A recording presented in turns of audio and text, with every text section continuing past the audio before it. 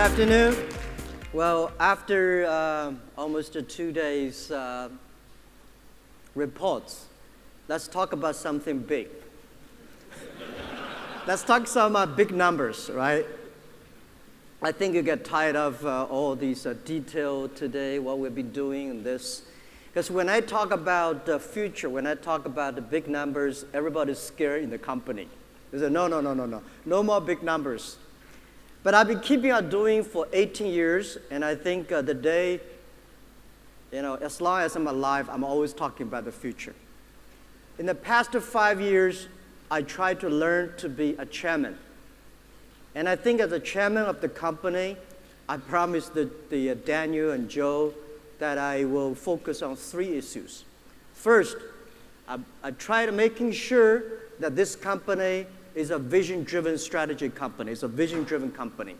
I hate that Alibaba IPO and every day we worry about next quarter, the quarter after next. And this is no good. I hate about that.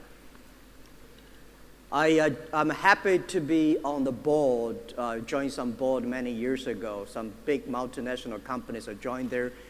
And when they make decisions, they worry about making decisions for the future. Everybody only care for next quarter. And they buy company, merge company just for next quarter. So I hate that. So I say, the day when we IPO'd, we have to be making sure that this company in next 84 years should always be a vision-driven company. And the second is, as a chairman, I should making sure the company should have a healthy culture and great people. So this is the second job as a chairman I should have. And the third, before I retire as a chairman, I retired as the CEO 5 years ago. Before I retired as the chairman of the CEO, I tried my best to build a healthy ecosystem for this company to survive. So these are the 3 jobs that I took as the chairman, and I learned how to do that job better. And when I talked to the investors, I said that Joe was scared, and all the team, of financial team say scared. Because I said, I'm not scared. I remember that 18 years ago, Joe and I went to Silicon Valley. We talked to over 30 venture capitalists. We said we want to be one of the top internet companies in the world. And the VCs, all the venture capitalists were scared. They all said, no, forget about it. So we did not raise any money. The first trip Joe and I went. And since then, I did not write any business plan. And then, well, it was brave. At that time, Alibaba.com ranking like a couple of 100 million names behind. So we want to be top 10 sites. Everybody thought we were crazy. The second time I remember, 15 years, it's like year 2003, when we just break even. We started to compete with eBay. Joe and I went to Los Angeles. And I talked to many big PEs. And when I talk about we will move to C2C, we will go to the consumer market, we'll compete with eBay. The investors at that time were also scared. No, you have no chance to win eBay because C2C market in China has no chance. eBay already taken 90% of the market share. And 3 years ago, when we listed in New York, and I said we will raise a little bit of money, $20 billion, people thought it was a joke. But now, I think we need more money for the future. And I think compared to the future, Alibaba is still a baby. If you say in the past 18 years, we were amazing, I think we were amazing. We were so lucky. We're one of the luckiest company in the world. We are in a wonderful industry, internet, and we are in a wonderful country like China.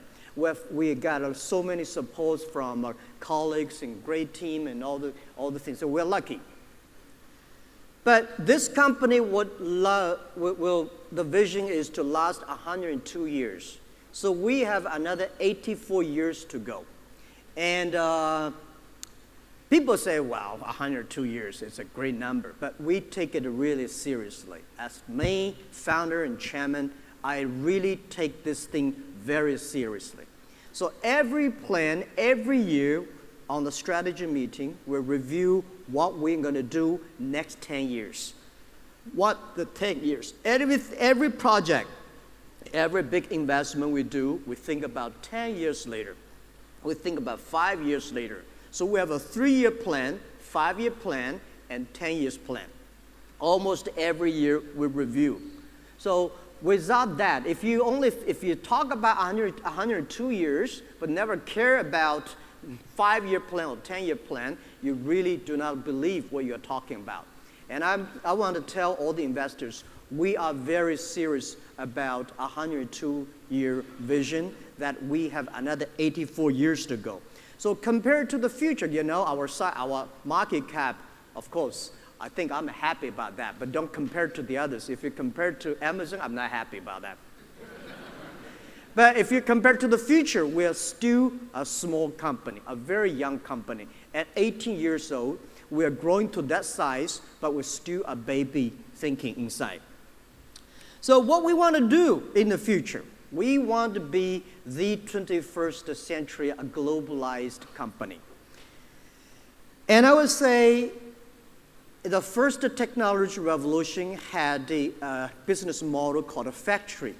The second technology revolution there's a business model called company. So what will be the data time, the internet time in the 21st century? What would be the best business model for this century? We think about is something called like a platform business.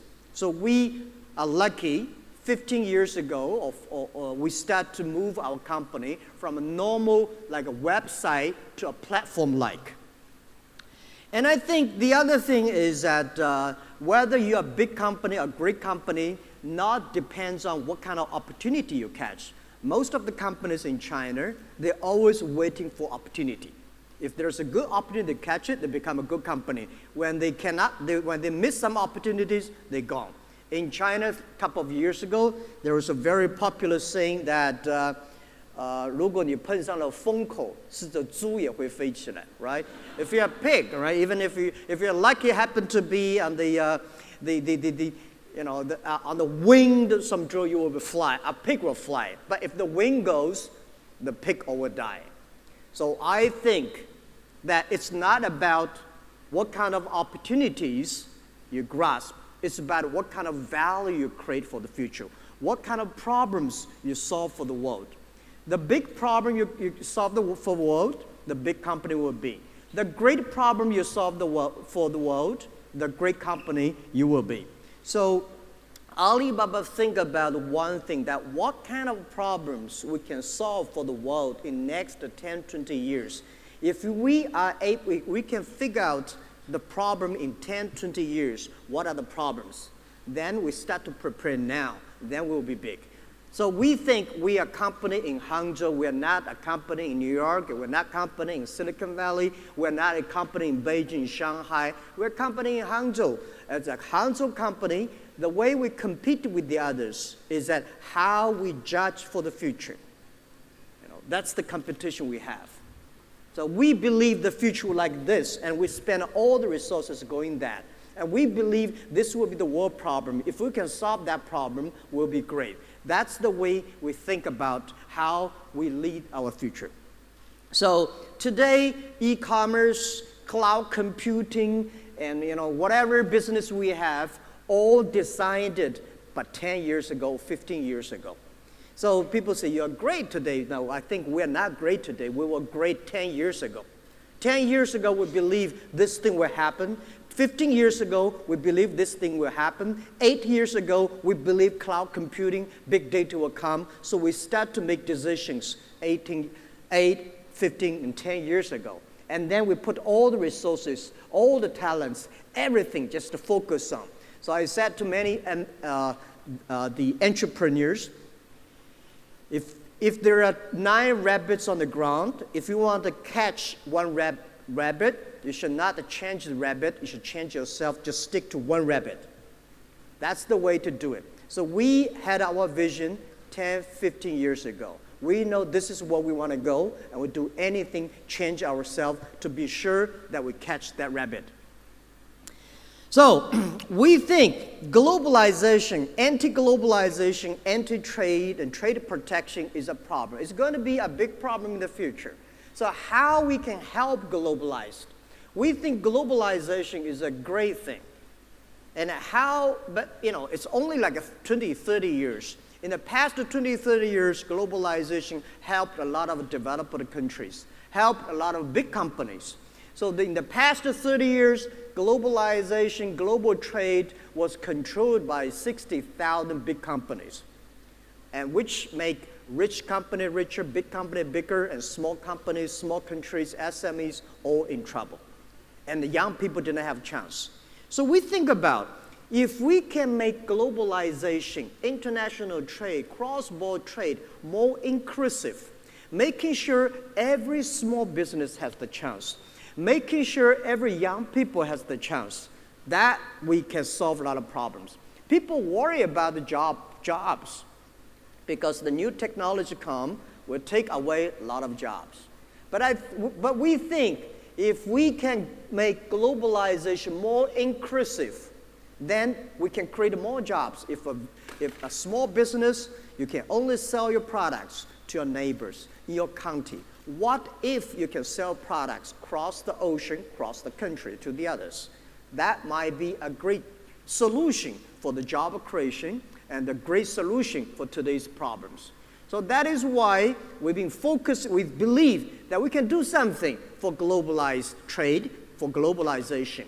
We were helping not 60,000 big companies. We can help 6 million or 60 million small business that they can sell and buy cross-border. This is what we want to do.